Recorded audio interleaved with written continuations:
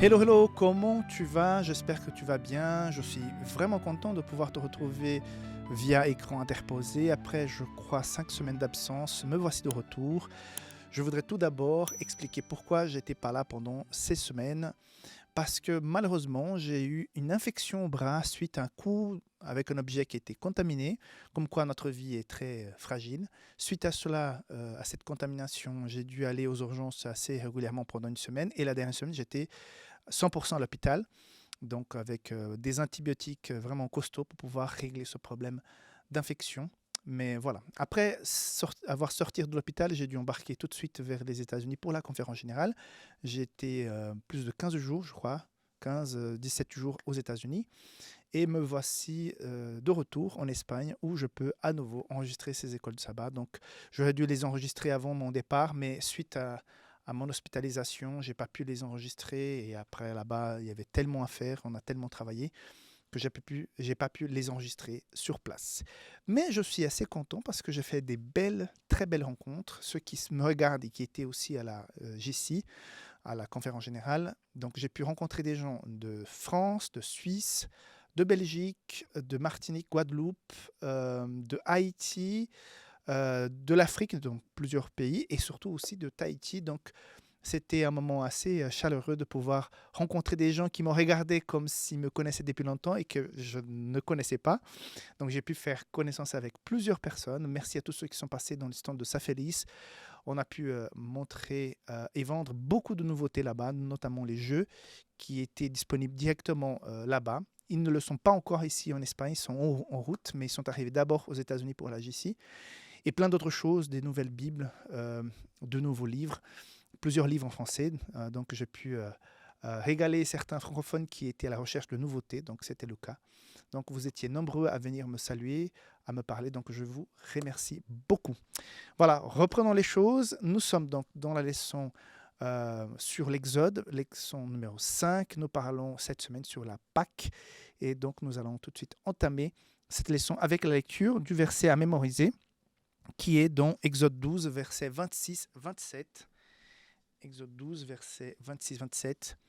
Et lorsque vos enfants vous diront que signifie pour vous cet usage, vous répondrez, c'est le sacrifice de Pâques en l'honneur de l'Éternel, qui a passé par-dessus les maisons des enfants d'Israël en Égypte, lorsqu'il frappa l'Égypte et qu'il sauva nos maisons. Le peuple s'inclina et se prosterna.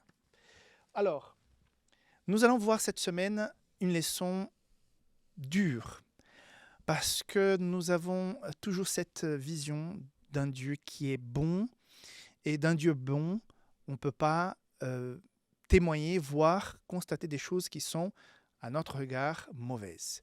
Comment un Dieu bon peut faire, pardon, peut faire du mal à ses propres enfants.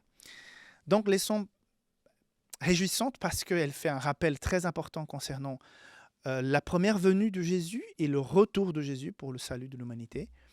Il y a une connexion très forte. On ne peut pas étudier la Pâque, ce moment de Pâques, ce Passover, sans penser à la venue de Jésus et à son retour. Voilà les 5 points importants que nous allons aborder cette semaine. Cet ultime avertissement à Pharaon est important de bien le comprendre. Parce que, ainsi comme Dieu a averti via Moïse à Pharaon, Dieu avertit aussi l'humanité. Et il y a eu bel et bien un ultime avertissement parce qu'à un moment donné, la justice de Dieu s'est appliquée. La Pâque, c'est une célébration symbolique, mais aussi un appel à une prise de position. Il y a le symbole de la délivrance du péché, mais ce symbole ne sauve pas en lui-même. Donc, il y a eu sacrifice, c'était un symbole, mais le sang de l'agneau a dû être mis sous les portes. Donc, on va voir ça plus en détail pendant la semaine. L'importance de la transmission de cette histoire aux générations futures. Donc déjà, dans le verset mémorisé, il est très bien exprimé cette idée, donc on va l'approfondir pendant la semaine. On va aussi méditer un petit peu sur le jugement divin qui est appliqué dans cette 10e plaie. Une plaie terrible. On a vu la semaine dernière donc les plaies qui se sont succéder pour que finalement on arrive à cette 10e. Et elle est bien là parce que le cœur de Pharaon, qu'on a déjà vu la semaine dernière, pourquoi il s'est endurci, comment ça s'est passé, mais ça a été une préparation à quelque part, non parce que Dieu voulait appliquer la 10e plaie, mais parce que les cœurs se sont endurcis. Et un deuxième point qu'on va voir plutôt sur le jeudi, vendredi, le fait que la Pâque doit être individuelle. Même s'il y avait un père, un chef de maison qui a été le ministre de ce sacrifice, la Pâque aujourd'hui pour chacun d'entre nous doit être individuelle. Il est vrai que la personne qu'on aime, notre famille, le pasteur de l'église, les anciens, la communauté, peuvent faire présenter les sacrifices devant Dieu, clamer pour la miséricorde de Dieu, mais la décision est individuelle. Okay? Donc, un autre point important concernant cette leçon, c'est le refus d'un seul homme, le principal homme d'Égypte à ce moment, et les conséquences que la décision d'une seule personne peut avoir sur plusieurs autres personnes. Donc, ça m'a fait réfléchir que quand on va à l'encontre de la volonté de Dieu, ça a un impact sur notre vie, mais ça impacte aussi les personnes qui sont autour. Automatiquement, si je refuse les bénédictions de Dieu sur ma vie, ça va impacter aussi les gens qui sont autour de moi. Si je n'ai plus la bénédiction, automatiquement, cette bénédiction ne pourrait pas repartie avec les gens qui sont autour de moi. Donc, si je m'éloigne de Dieu, j'assume la totale responsabilité de mes actes. Et si mes actes ne sont pas inspirés par la volonté de Dieu, forcément, tôt ou tard, ils vont avoir des conséquences négatives qui vont aussi vont toucher les personnes qui sont autour de nous.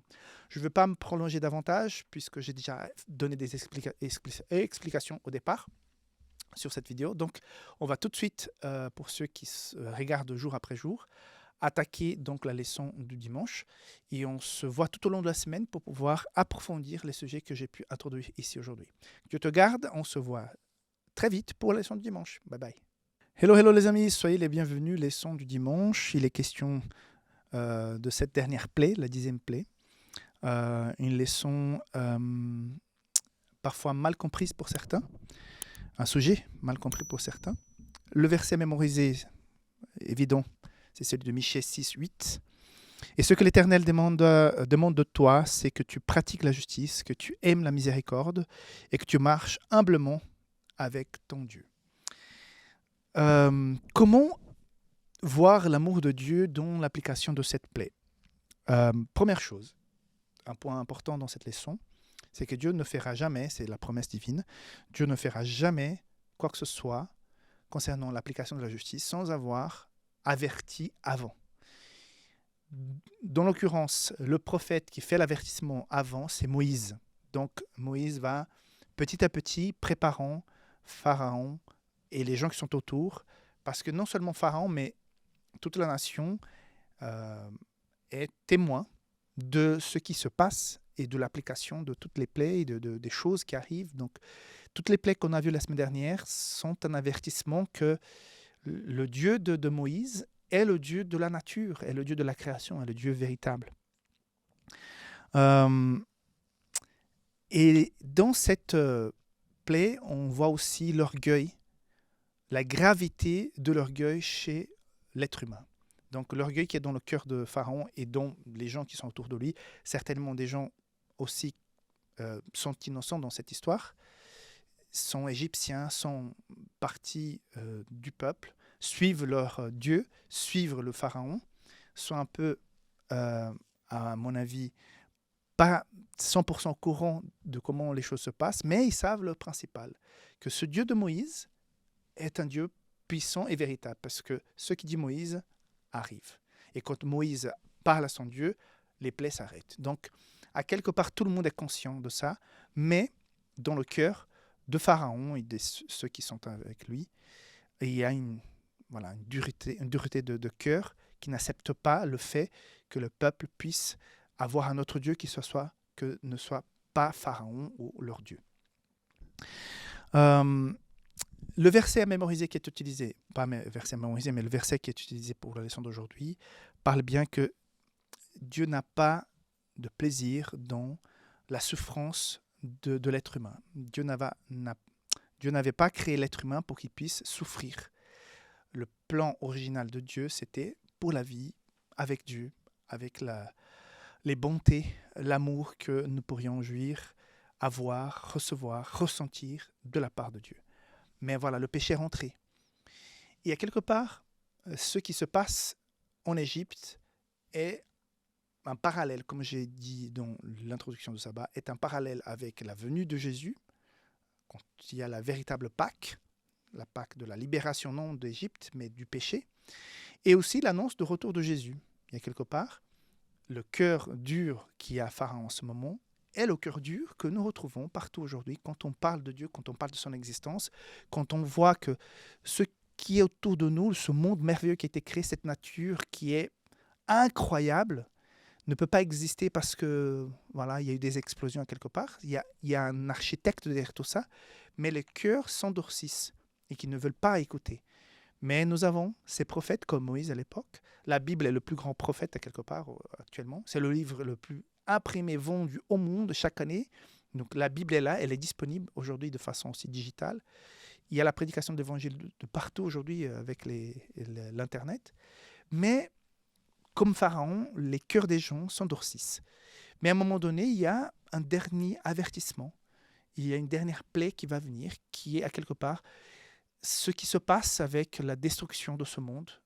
Quand Jésus revient, qui vient chercher ses enfants, il y aura la grande et la 10e plaie mondiale qui va être la destruction totale et définitive de ce monde. Donc on sait qu'il y a le millénaire au milieu, mais je fais un parallèle.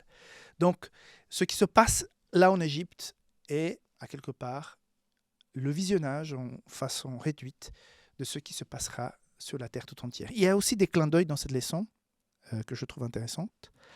Les 3 jours de ténèbres, qui est décrit dans Exode 10, 23. Donc on a eu 3 jours de ténèbres avec la mort de Jésus, qui est passé 3 jours. On sait très bien que ce n'est pas 3 fois 24 heures, mais mort le vendredi et ressuscité le dimanche, mais 3 jours quand même. On a eu 3 jours d'un monde obscur avant l'arrivée de la 10e plaie. Il y a aussi un dernier détail. Les 10 plaies d'Égypte illustrent l'expression totale de la justice et de la rétribution de Dieu. Le fait que ce soit 10 plaies, comme les 10 commandements, montre qu'il y a eu un travail complet et total pour que les gens dans cette circonscription-là, dans cette région, puissent recevoir la totalité de l'avertissement de Dieu. Et c'est ce qui s'est passé avec toutes ces manifestations surnaturelles du pouvoir de Dieu pour Pharaon et pour tout l'Égypte. Tout le travail a été fait complètement, pleinement, pour bien expliquer qu'il y aurait finalement la justice qui serait appliquée à ce peuple. Et c'est justement quand il y a la mort des premiers-nés que finalement le peuple de Dieu va pouvoir sortir d'Égypte. Donc il a fallu l'application de cette justice. Parfois difficile pour certains à comprendre, mais bien averti, bien expliqué, bien encadré pour que la justice de Dieu soit équilibrée avec son amour.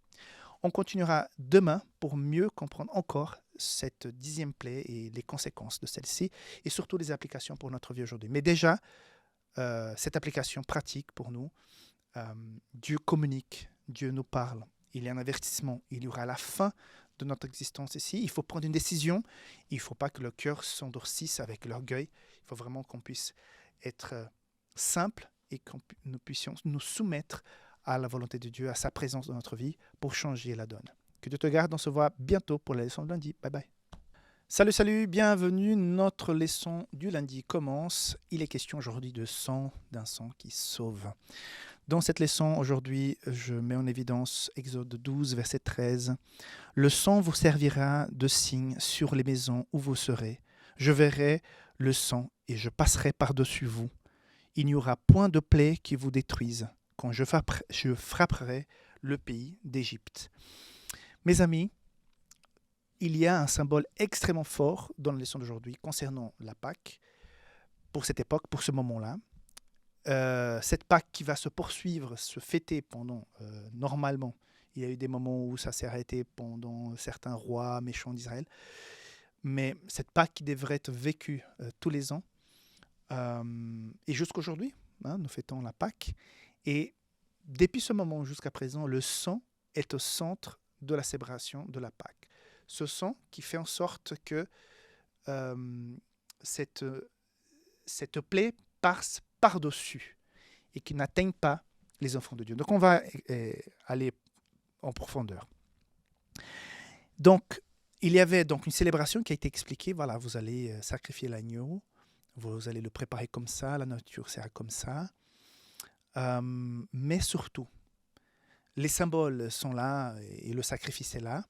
Mais surtout, il faut mettre le sang sur les linteaux. Il faut que le sang soit visible. Donc, l'idée du sang qui sauve, elle est très importante et elle est très présente depuis ce moment-là. Il n'y a pas de salut du péché sans le sang versé d'un innocent, d'un être qui n'avait rien fait. Et parce qu'il y a sa pureté, son innocence, fait en sorte que cette innocence remplace la culpabilité qui pesait sur des personnes. Mais grâce à ce sang innocent, le salut est là pour boucler la maison, la famille, la personne, pour que la mort ne puisse pas atteindre ces personnes-là. À quelque part, c'est la même chose jusqu'aujourd'hui, puisque le sang de Jésus-Christ, quand nous l'acceptons, qui a été versé sur la croix, a été aussi versé pour nous. Et à ce moment-là, notre péché, notre culpabilité est lancée sur Jésus, et sa pureté, son innocence nous est donnée. Et quand il y a donc la déclaration de culpabilité, nous sommes coupables. Ok, le péché est là, nous avons cette tendance méchante dans notre cœur. Mais il y a la grâce, la bonté, l'innocence de Jésus qui est un rempart et qui empêche les conséquences de ce péché qui est la mort pour nous donner la vie. Et donc ça, jusqu'aujourd'hui. C'est un plan magnifique, injuste, puisque nous n'aimons pas quand quelqu'un innocent paye pour un coupable. Quand nous sommes témoins d'une action injuste vis-à-vis de quelqu'un pour bénéficier une autre personne, un coupable, cela nous touche énormément et nous voulons faire justice. Mais la plus grande injustice est celle qui a souffert Jésus, créateur de toutes choses, de toute la création, mais qui est mal reçu par sa création, qui est tué par sa création pour sauver certains de sa création. Mais à quelque part, c'est la plus belle preuve d'amour qui puisse exister.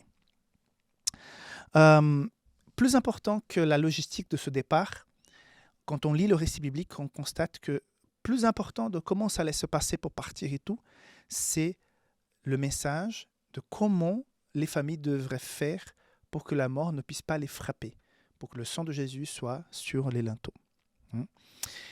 Le mot Pessa, et même en anglais, signifie passer par-dessus, Passover. Donc, la Pâque signifie que la malédiction, la culpabilité qui devrait nous frapper est là, mais elle passe par-dessus. Elle ne nous atteigne pas. Mais là, tu peux dire, nous sommes dans un monde où il y a beaucoup de chrétiens, des gens qui sont fidèles à Dieu, mais que malgré tout, soit par l'âge, soit par l'accident, par la maladie, ces gens partent, ils meurent. Mais il est question ici, aujourd'hui, de la vie éternelle. C'est vrai que sur ce moment-là, il y a plusieurs personnes qui ont été protégées par ce sang sur les linteaux, mais que plus tard ont payé aussi leur rébellion, même s'ils ont été sauvés dans un premier temps, plus tard, ils se sont rebellés contre Dieu, à certains ont voulu rentrer en Égypte. Il y a eu toutes sortes d'histoires pour que finalement, il n'y a que 2 personnes qui avaient plus de 20 ans, qui ont vécu ce moment, qui ont pu finalement rentrer dans la terre promise. Tous les autres sont restés dans le désert. Certains, bien sûr, sauvés, mais d'autres qui ont même s'ils ont eu la protection à ce moment-là, ils se sont perdus après parce qu'ils ont suivi leur propre orgueil, comme il était question hier dans la leçon. Ok ? Ellen White dit ceci: le sang appliqué au poteau de la porte désignait la maison protégée, et la mort ne pouvait pas y entrer. C'est l'œuvre de Dieu par laquelle il se glorifie. La vie qui nous est donnée, c'est pour la gloire de Dieu. C'est lui qui nous propose ça. Il n'y a aucun mérite en nous. La seule chose que nous devons et nous pouvons faire, c'est de l'accepter. Donc, toute la grâce, la bonté, l'amour que toi et moi, nous puissions ressentir, ce n'est pas grâce à quelque chose qu'on ait pu faire. C'est vraiment gratuitement offert par le Seigneur. La Pâque, c'est aussi la délivrance. Donc, quand on pense à Pâques, nous devions penser mon sort devait être la fin de mon existence à cause du péché. Mais je suis délivré par le sang de Jésus. J'ai un espoir, j'ai un salut qui m'attend, j'ai la vie éternelle qui est devant moi. Tout ça grâce au Seigneur Jésus qui est passé par-dessus, nous a protégés, nous a mis une boucle pour qu'on puisse être protégé de la mort. Ça donne aussi un sentiment de liberté et d'espoir. Donc, malgré les choses mauvaises que nous vivons sur cette terre, peut-être il y a quelqu'un qui, en ce moment même, se bat contre une maladie ou contre une situation financière compliquée, une situation morale compliquée.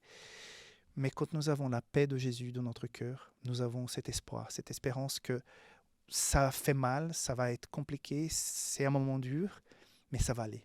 Avec Jésus, je serai plus que vainqueur.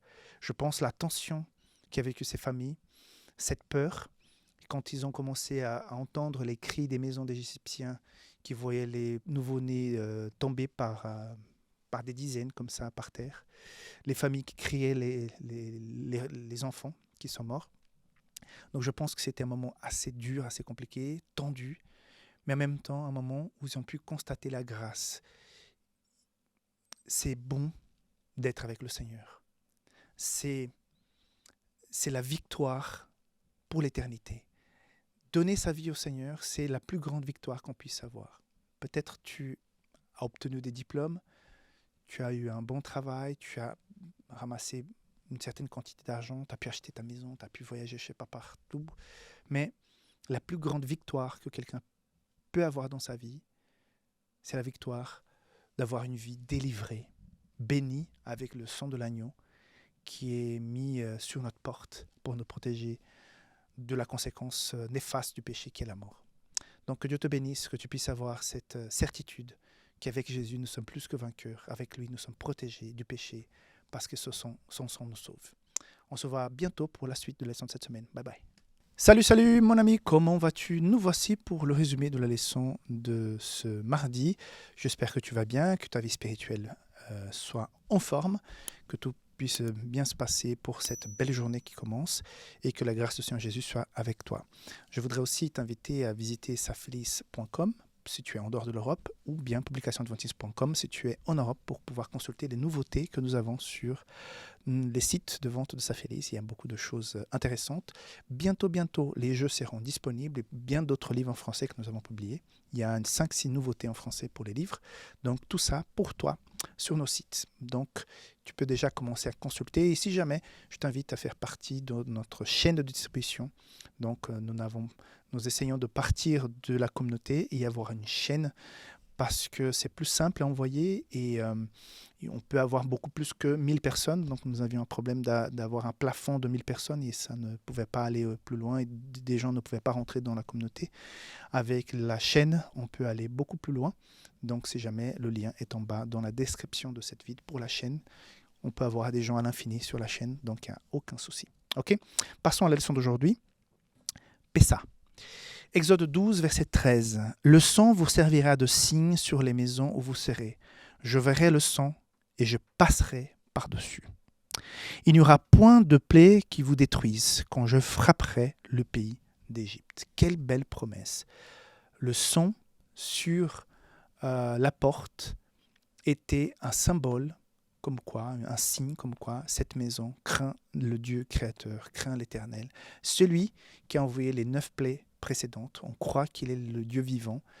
Nous ne fions pas au Dieu d'Égypte, nous nous fions au Dieu véritable. Je pense et j'imagine que certaines maisons étaient aussi avec des invités égyptiens qui peut-être ont cru en Dieu et qui ont pu protéger leur nouveau-né premier-né, pardon. Il y a ces personnes qui sont parties avec le peuple de Dieu dans le désert. Ils ont même posé problème plus tard, mais j'imagine que certains d'entre eux étaient aussi dans ces maisons protégées par le sacrifice des Israélites.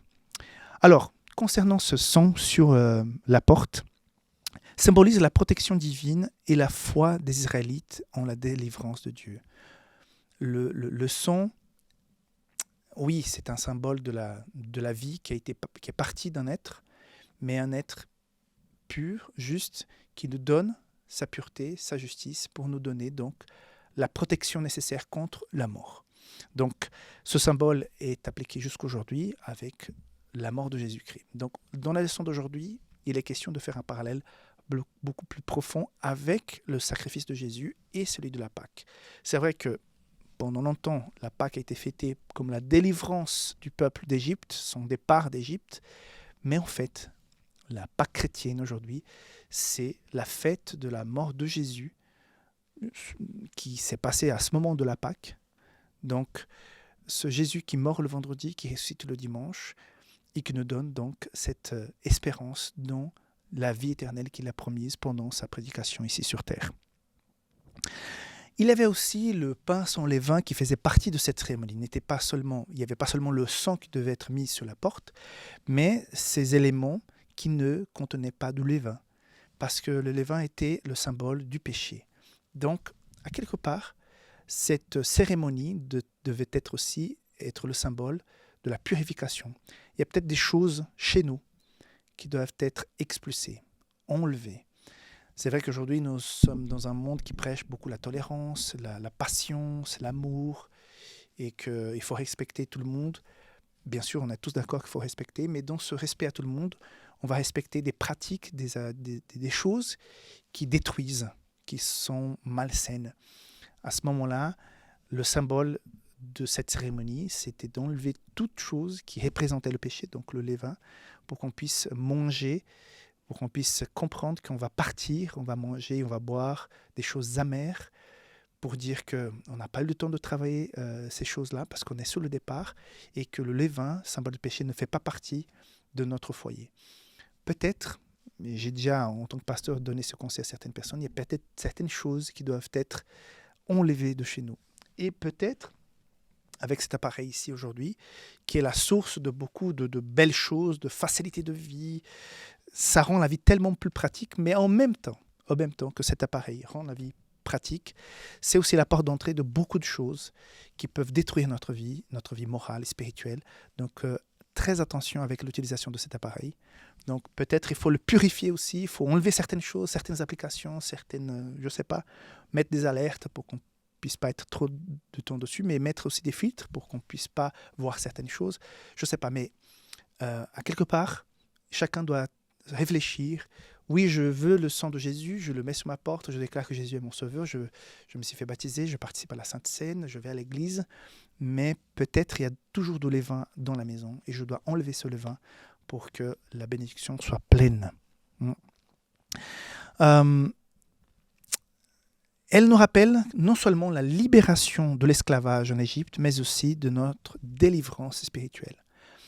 À partir du moment que la personne entame une relation avec le Christ, automatiquement il y a changement. On ne peut pas être avec Jésus et être le même. À partir du moment que j'ai cette rencontre, Jésus rentre pour faire ce ménage de notre cœur, dans notre vie. Il n'y a pas de changement de vie, il n'y a pas de nouvelle naissance. Justement, on dit nouvelle naissance, le vieil homme meurt pour la naissance de ces nouvelles personnes. Cela symbolise le baptême qui est mettre la personne sous l'eau, la submerger pour qu'elle puisse être retirée de l'eau, purifiée, symbolise le fait qu'il y a certaines choses qui doivent être mises de côté. Et le pouvoir, la volonté pour le faire vient aussi de cette consécration.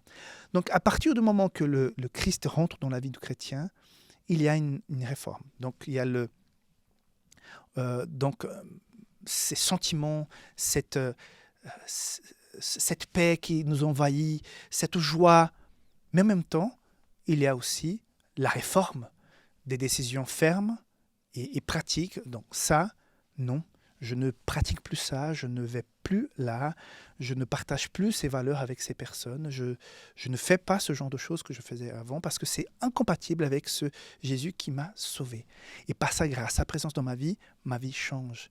Donc, on a constaté que c'était un moment beau, marquant, cette sortie d'Égypte, où il y a j'imagine la joie de ces gens, c'était quelque chose d'incroyable. Mais plus tard déjà, avec la mer Rouge, le problème avec la persécution des Égyptiens qui sont derrière, et les problèmes dans le désert, on a constaté que c'était le processus de quelque chose. Mais une fois qu'on a vécu ce moment de joie, de renouveau, de décision, d'émotion, plus tard, il a fallu prendre des décisions. Et certains, dans l'application de cette décision, ne sont pas allés jusqu'au bout et sont restés morts dans le désert. Ils n'ont pas pu atteindre la terre promise. Donc, ça nous rappelle aussi que la conversion est un processus grandissant, croissant. Donc, un jour, j'ai eu ma conversion. J'ai vécu des expériences avec le Seigneur, mais au fur et à mesure que ma vie avance, je dois continuer ce processus de conversion, continuer mes expériences, je vais dire, surnaturelles de foi avec Dieu parce qu'il est là, il est présent. Donc, que cela puisse être aussi ta réalité aujourd'hui, que tu aies vécu dans le passé un moment fort avec le Seigneur, c'est super, mais il faut que cela puisse continuer, que la flamme puisse être vivante dans notre cœur, même aujourd'hui. Que Dieu te garde, que la Pâque soit une réalité constante dans ton cœur, ce jour de délivrance du péché et le début d'une nouvelle ère, d'une nouvelle étape de vie avec Jésus. À demain, bye bye. Salut, salut mon ami, bienvenue à notre leçon d'aujourd'hui, leçon du mercredi, le passage de flambeau. Nous sommes donc dans cette 5e leçon où nous parlons donc de l'Exode. Aujourd'hui, une leçon pour moi la plus belle de la semaine. Les autres sont tout aussi importantes. Mais aujourd'hui, il y a donc cette démarche de communication de la foi aux générations futures. Et c'est très intéressant qu'elle ait été donnée avant même que la libération puisse avoir lieu, tellement la parole de Dieu est certaine. Donc on va voir ça ensemble. Exode 12, versets 26-27 disent ceci. « Quand vos enfants vous diront « Que signifie pour vous ce rite ?» Vous répondrez « C'est le sacrifice de la Pâque en l'honneur de l'Éternel, qui a passé par-dessus les maisons des enfants d'Israël en Égypte quand il frappa l'Égypte et qui sauva nos maisons. Le peuple s'inclinera et se prosternera. » S'inclina et se prosterna, pardon. Donc, avant même qu'ils puissent partir, comme je disais, il y avait déjà cette indication. Il va y avoir quelque chose de merveilleux, d'extraordinaire. Il faut communiquer à vos enfants plus tard. Il faut qu'ils sachent ce qui s'est passé. Pourquoi cette ordonnance? Pourquoi elle a été donnée même avant que cela se produise, cette délivrance? Pour montrer déjà donc l'importance qui serait donc cet événement. Ce n'était pas comme les autres plaies, ce ne serait pas une chose intéressante, mais bon, voilà, qu'on oublie après. Non, c'était un point crucial.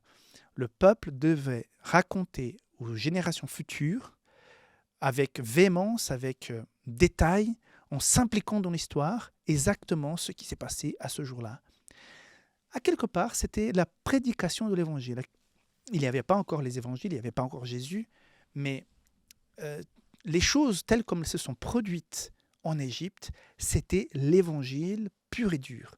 Parce que nous avons un problème d'oppression, d'esclavage, d'humiliation, d'orgueil de Pharaon. Et tout à coup, des gens sans puissance, un prophète qui arrive, qui parle de la part de Dieu, qui démontre son pouvoir, qui intercède auprès du Pharaon. Finalement, après avoir tout essayé, la justice arrive pour ce peuple oppresseur, mais pour cela, chaque personne, chaque famille doivent se préparer. Il y a cette cérémonie qui doit être préparée. Certains aliments doivent être préparés aussi. Il y a cette démarche de sacrifier un animal innocent, de mettre son sang sur la porte et attendre calmement, tous dans la maison. Personne ne devait être à l'extérieur de la maison. Tout ça, c'est la prédication de l'Évangile. C'était un jour de baptême, quelque part. Un jour où chacun a déclaré, en étant dans leur maison avec le sang sous les linteaux, qu'ils croyaient, ils attendaient la rédemption. Donc, c'était la prédication de l'évangile. Et bien sûr, cet évangile devait être aussi prêché. Aujourd'hui, nous prêchons d'un Jésus que je n'ai pas vu personnellement. Même si j'étais en Israël, mais c'était 2000 ans après, je n'ai pas vu Jésus. J'ai vu les endroits où Jésus est passé, mais je ne l'ai pas vu. Mais on me raconte cette histoire au travers de la parole de Dieu. On, on- en vivant cette histoire, en mettant en pratique les valeurs qui racontent ces histoires, je peux sentir la présence de Dieu dans ma vie. Automatiquement, j'y crois et je transmets ça à d'autres personnes. Donc, c'était aussi l'évangile à cette époque, même si Jésus n'était pas encore venu. Et ça annonçait son retour, à quelque part. Et ce qui s'est passé à la Pâque, je me répète, mais c'est très important, ça annonce aussi le retour de Jésus à la fin des temps. Ce Jésus qui reviendra, ne mâchera plus, ne touchera plus le sol, mais qui reviendra pour chercher ses enfants et pour finalement faire en sorte que cette terre, ainsi comme les premiers-nés ont été atteints par cette plaie, à la fin, cette plaie qui est la destruction de ce monde du péché, qui est à quelque part à détruire le péché, et tout ce qui a été contaminé, objet ou personne, par le péché, seront aussi détruits. Mais les personnes ont l'occasion, l'opportunité de chercher le salut en Jésus-Christ. Comme ceux qui ont mis le sang sur les linteaux, nous pouvons mettre aussi le sang de Jésus sur nous grâce à son sacrifice. Donc, une image assez intéressante. Mais l'importance de communiquer. Et la leçon nous dit que les personnes devaient être véhémentes au moment de partager cette histoire, comme si elles étaient là, présentes, pour que les enfants puissent craindre Dieu et voir que ce Dieu de leurs parents, de l'histoire de leurs arrière-grands-parents, était le Dieu véritable. Mais nous savons que la décision est à chacun. On doit transmettre à nos enfants, à nos petits-enfants, à nos amis, à la communauté. Donc il y a un esprit de communauté d'ailleurs, parce que s'il y avait de la viande en plus qui restait suite à ce sacrifice, on devait partager avec d'autres personnes pour qu'il n'y ait pas de la viande qui reste. Donc il y a l'esprit de communauté. Donc en tant que famille, en tant que communauté, nous communiquons régulièrement sur ces véritables enseignements. À chaque samedi, quand on va à l'église, chaque sabbat, il y a cette recommunication des valeurs de la parole de Dieu. On doit continuer, mais chacun, après, décide s'il suit ou pas. Mais notre mission, c'est de communiquer sans cesse. Raconter et répéter cette histoire servait à la fois à rappeler aux parents les œuvres de Dieu et à enseigner aux enfants sa fidélité et sa puissance. Donc, deux choses importantes. Une, j'ai déjà dite, l'importance, voire l'obligation de partager ce message avec les enfants. Mais à chaque fois, par exemple, quand je donne des études bibliques, quand je partage avec mes élèves les vérités de la parole de Dieu, les enseignements de la parole de Dieu, les valeurs de la parole de Dieu, ça renforce en moi ces mêmes valeurs. Puisque au moment de communiquer, à quelque part, je dois les préparer, je dois me nourrir, je dois me rappeler de quand et comment j'ai pu appliquer ces valeurs dans ma vie. Je partage des témoignages que j'ai vécus personnellement, des gens autour de moi qui ont vécu certaines choses, que je peux témoigner à ces personnes qui étudient la Bible avec moi. Et à quelque part, ça m'alimente aussi. Le fait de transmettre la parole de Dieu nous alimente aussi de cette parole. Donc, c'est un privilège de pouvoir partager. Patriarches et prophètes, page 274-274, nous dit ceci. Les Israélites devaient enseigner à leurs enfants toute l'histoire de leur libération, en leur montrant que la Pâque était une préfiguration de la grande rédemption qui devait être accomplie par Christ. De cette manière, les merveilles de Dieu seraient toujours fraîches dans leur esprit. C'est vrai que la Pâque, c'était le moment privilégié, mais régulièrement, ils devaient raconter comment Dieu les a libérés à ce moment-là pour rappeler que ce Messie qui allait venir allait faire de même. Donc voilà, rappelons-nous régulièrement, racontons cette histoire à d'autres personnes. Et si tu as l'occasion de partager de ton expérience de foi, j'ai eu le privilège pendant la conférence générale où j'étais récemment aux États-Unis de rencontrer des gens que je connaissais, d'autres que je ne connaissais pas, et on a pu partager certains témoignages de nos vies avec le Seigneur, et ce sont des bons moments. Quand quelqu'un me raconte comment Dieu a agi dans sa vie, ça me touche, ça m'inspire, et quand j'ai pu raconter des expériences que j'ai pu vivre avec le Seigneur, ça inspire aussi d'autres personnes. Donc j'ai vécu de bons moments où nous sommes alimentés mutuellement et spirituellement en racontant les bienfaits, les choses merveilleuses que Dieu a fait dans nos vies. Donc raconte-les aussi, toi, autour de toi, pour que ça puisse bénir quelqu'un d'autre, mais raviver cette flamme toujours chez toi. Je te garde, on se voit demain pour la leçon de jeudi. Bye bye. Salut mon ami, sois le bienvenu dans notre leçon de ce jeudi, un résumé de cette leçon qui est très importante parce que c'est justement le jugement divin qui est appliqué dans la leçon d'aujourd'hui. On est en train de parler, d'étudier la 10e plaie et voilà le moment où l'Esprit du Seigneur passe et va passer par-dessus les maisons d'Israélites, mais va frapper les premiers-nés des maisons des Égyptiens. Donc, verset à mémoriser, verset important pour la leçon d'aujourd'hui, Exode 12, verset 29-30, qui dit ceci. « Au milieu de la nuit, l'Éternel frappa tous les premiers-nés dans le pays d'Égypte, depuis le premier-né de Pharaon, qui était assis sur son trône, jusqu'au premier-né du captif qui était dans la prison, et tous les premiers-nés des animaux. Pharaon se leva de nuit, lui et tous ses serviteurs, ses courtisans, et tous les Égyptiens. Il y a eu de grands cris en Égypte, car il n'y avait point de maison où n'y eut à mort. » Mes amis, ça a dû être terrible. Ça a dû être dévastateur. Ça a dû être horrible. Et de penser, on pourrait raccourcir et penser que le responsable de tout ça, c'est Dieu. C'est lui qui a frappé. Mes amis, ça c'est un point qu'on revient régulièrement, mais c'est parfois très compliqué pour nous. L'application de la justice divine est compliquée pour nous. On a toujours cette image d'un Dieu d'amour, d'un Dieu qui sauve, d'un Dieu qui pardonne.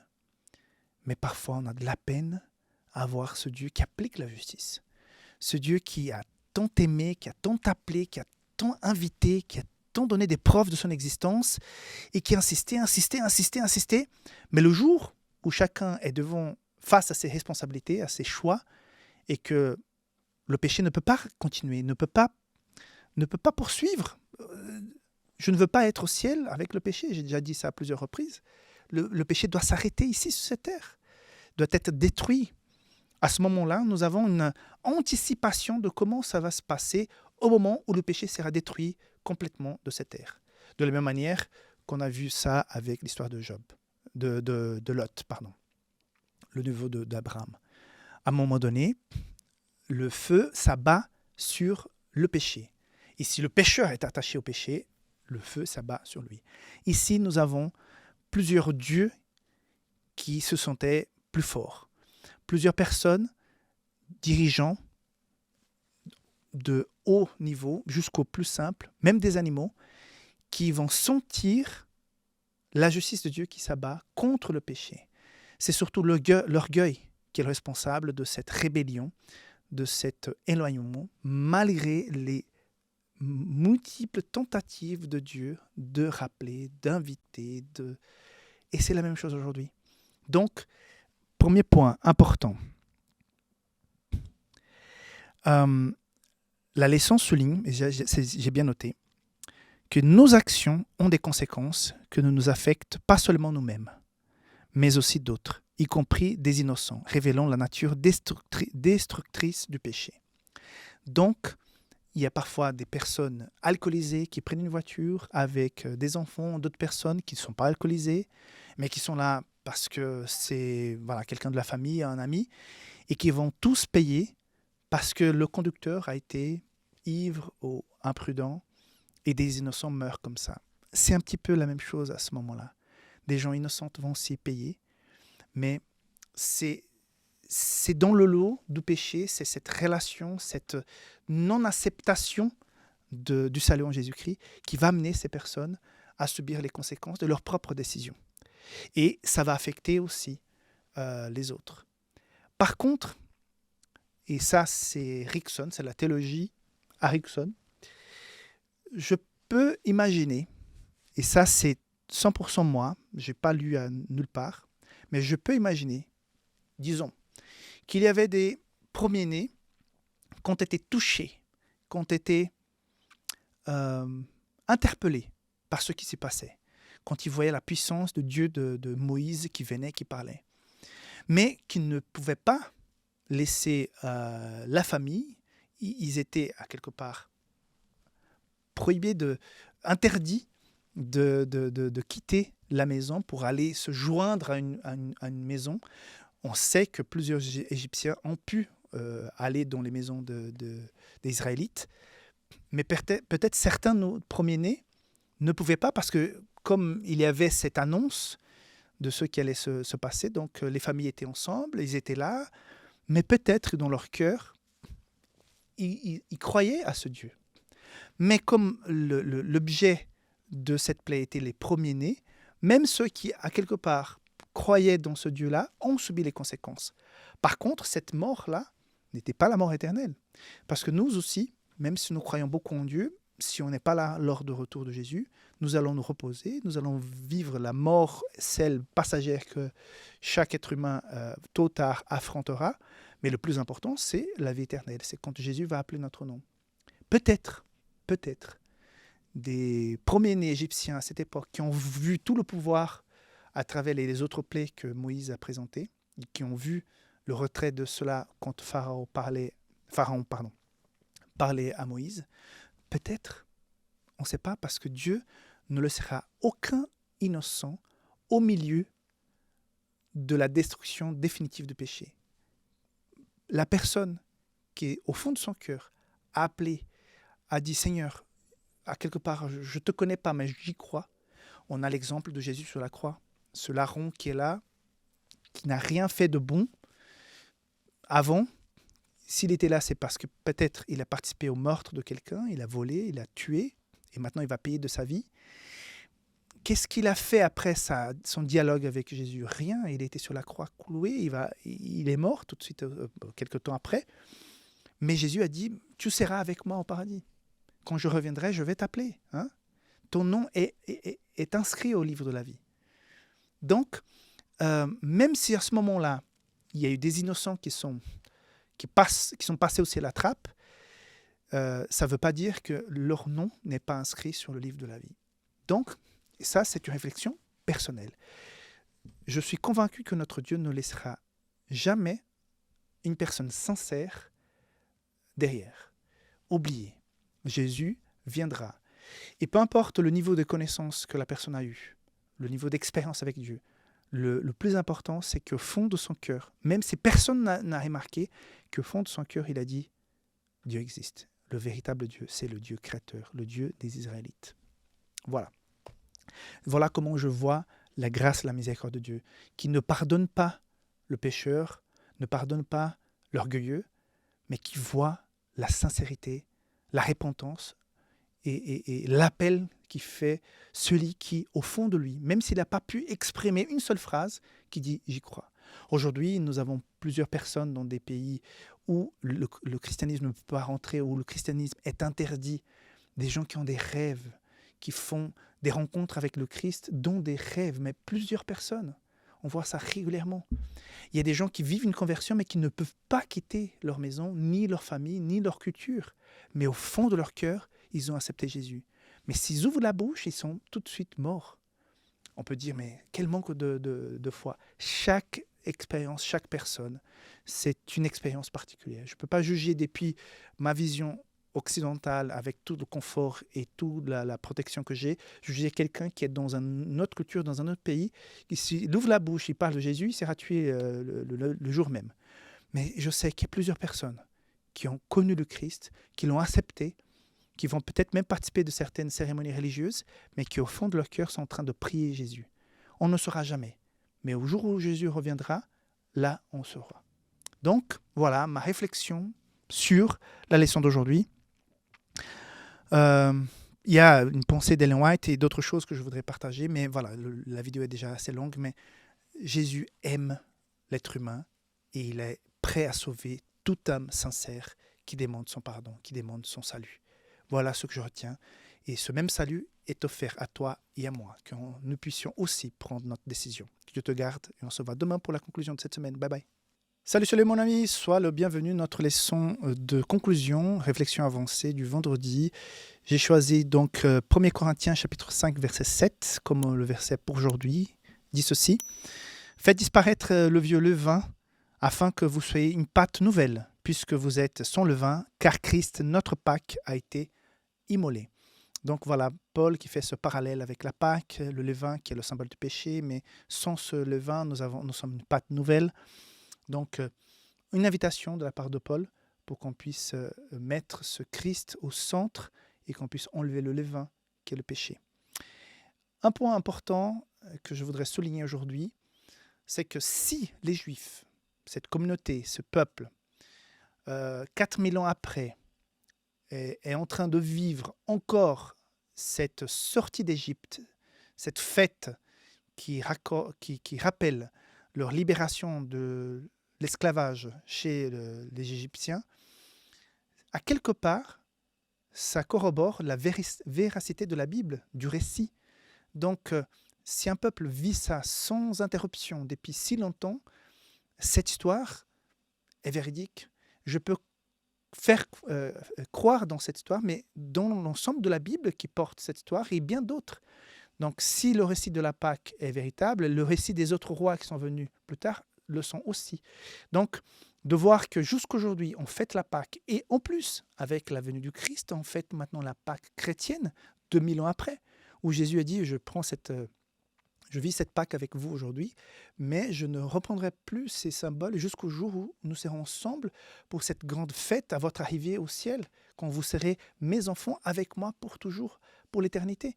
Donc, mes amis, à quelque part, oui, la parole de Dieu est véritable et le fait de vivre cette célébration, cette cérémonie jusqu'aujourd'hui, et par les Juifs et par les chrétiens, à quelque part, c'est une signature comme quoi ce que nous étudions, ce que nous lisons dans la parole de Dieu, on peut avoir foi et confiance. Un autre point, encore une fois, je crois que j'ai effleuré cette notion pendant la semaine. Il ne suffisait pas de sacrifier l'agneau, c'était pas seulement faire mourir un innocent, mais le symbole de prendre son sang et mettre sur la porte. Je pense que aller mettre du sang sur la porte, c'était pas agréable, c'était pas commode de le faire.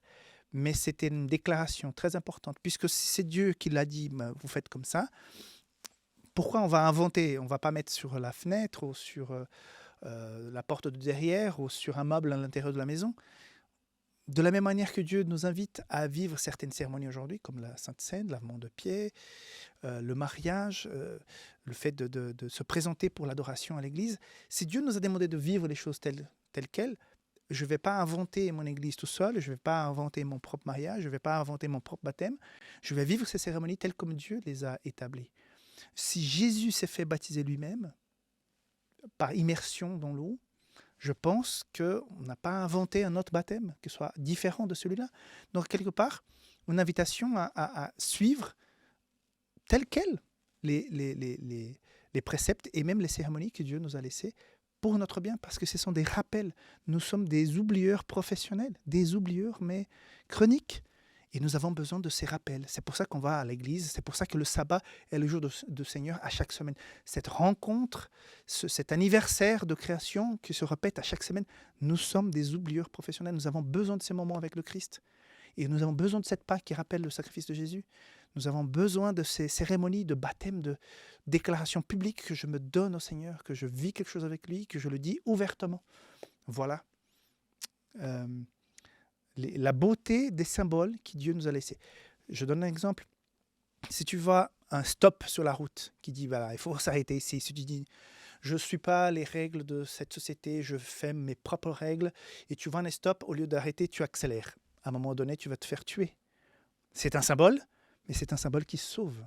Et si tu respectes un symbole qui sauve humain, respectons aussi un symbole qui sauve divin. Voilà, que Dieu te bénisse, que cette leçon puisse être une source d'inspiration pour toi. C'est une leçon un peu dure, mais en même temps qui montre la délivrance, qui montre l'évangile de façon pratique depuis Moïse jusqu'à maintenant et jusqu'au retour de Jésus. Que Dieu te garde et on se voit la semaine prochaine pour la suite de ce trimestre où il est question du livre d'Exode. Bye bye.